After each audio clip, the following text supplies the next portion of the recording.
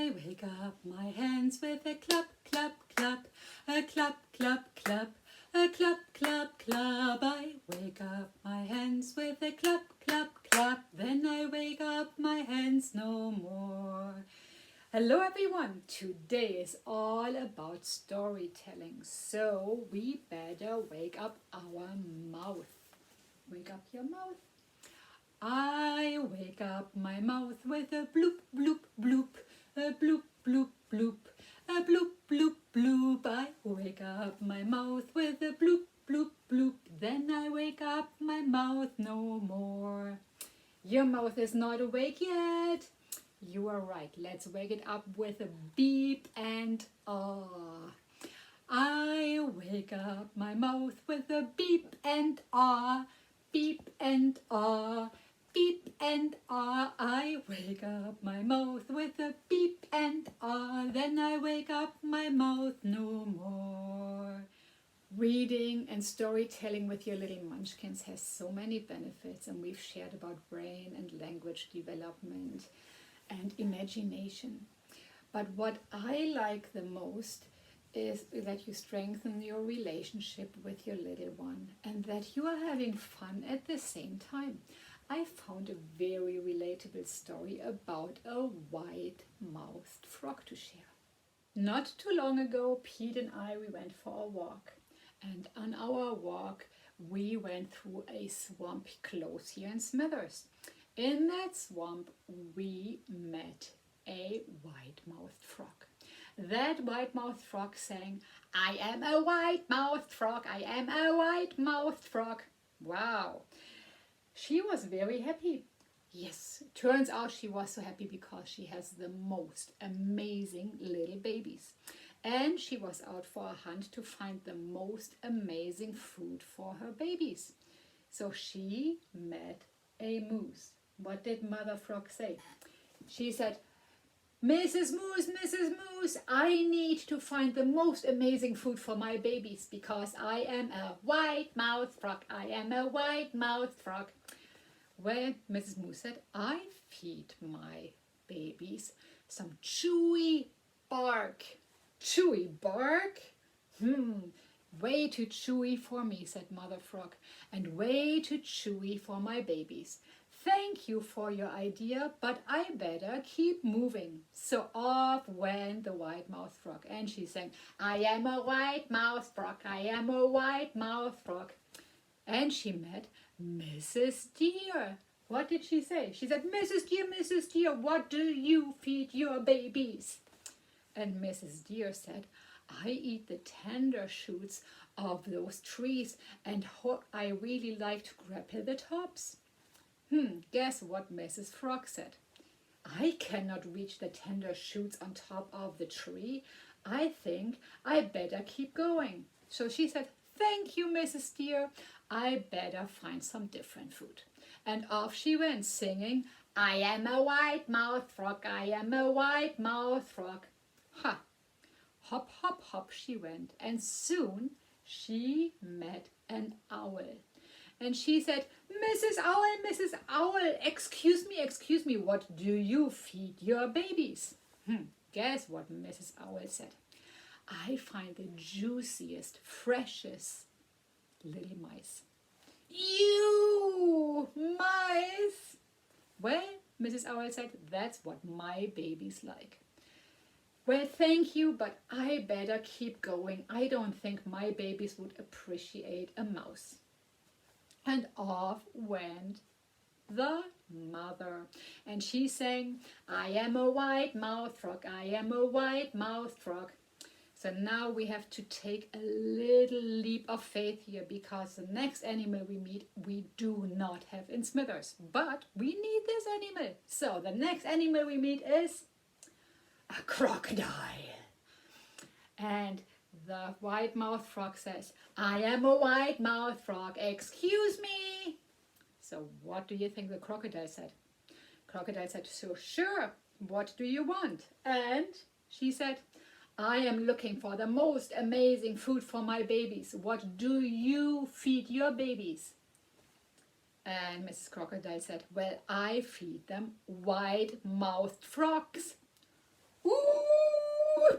Oh my God. You know what Mother Frog said? Excuse me, I better go home. And off she went, hop, hop, hop. And you know what she did when she came home? She fed her babies mosquitoes and flies, because that's what wide-mouthed frogs like all along. And I'm wondering, Pete, what do you like? What is your favorite food? There are a lot of songs out there that kind of tell a story. You know, I've shared the Baby Shark song that I do really like with you before that tells a story. But I have found a very useful song a long time ago when my little ones were small and they didn't necessarily want to get dressed. This one is called Baby or Little One or Munchkin Put Your Pants On. But I go and I change the name to Pete, and you might want to change the name to your little one's name. So let's put your pants on. Pete, put your pants on, your pants on, your pants on. Pete, put your pants on, 1, 2, 3. Pete, put your pants on, your pants on, your pants on. Pete, put your pants on, 1, 2, 3.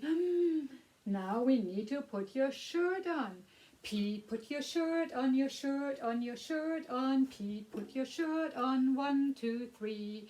Pete, put your shirt on, your shirt on, your shirt on. Pete, put your shirt on, 1, 2, 3. And the shoes. Pete, put your shoes on, your shoes on, your shoes on. Pete, put your shoes on, 1, 2, 3. Pete, put your shoes on, your shoes on, your shoes on. Pete, put your shoes on, 1, 2, 3. During in-library programs, we often take some time to tell a story. We take turns, and sometimes I will start us off with a beginning sentence. So here are some ideas to get you started on a story. Once upon a time, there was a little dog.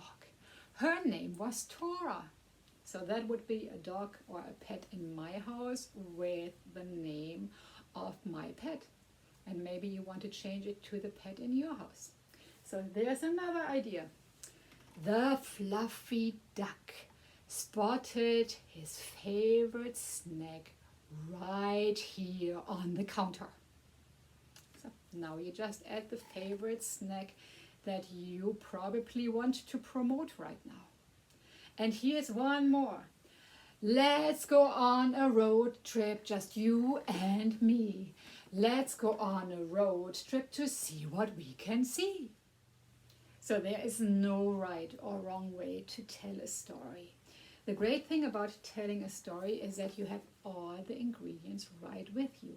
You have your voice, you have your surroundings, and you have a little person that just loves your voice. So when I was in a grocery store a long time ago with my little ones, I remember that the lineup was really, really long. And at one point, I think we were shortly before a meltdown, I was right in front of the magazine rack, and one of the magazines had this big bold headline, and it says, "You are not my father." I can tell you that makes a really, really good story, because you can just go crazy about ducks that realize that the horse is not their father, and they just go exploring. So I made this up, and I have to tell you, I had to retell that story at least 20 times until it wasn't asked for anymore. So just go crazy, you have everything right there. Here's a short song about washing machines for our curious munchkins that are really interested in them. We are washing in the washing machine. We are washing in the washing machine. We are washing in the washing machine, and spin around until we are clean. We are washing in the washing machine. We are washing in the washing machine. We are washing in the washing machine, and spin around until we are clean.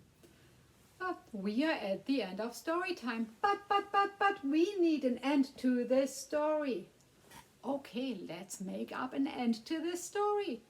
Never settle. Hip hip hooray! It's time to go. We cannot stay, but we have time to sing goodbye. Now join us and don't be shy. Goodbye to you, goodbye my friends, goodbye to you and you and you, let's meet again. Come back to play next week Monday. Goodbye to you, goodbye my friends, goodbye to you and you and you, let's meet again. Come back to play next week Monday. Goodbye to you, goodbye.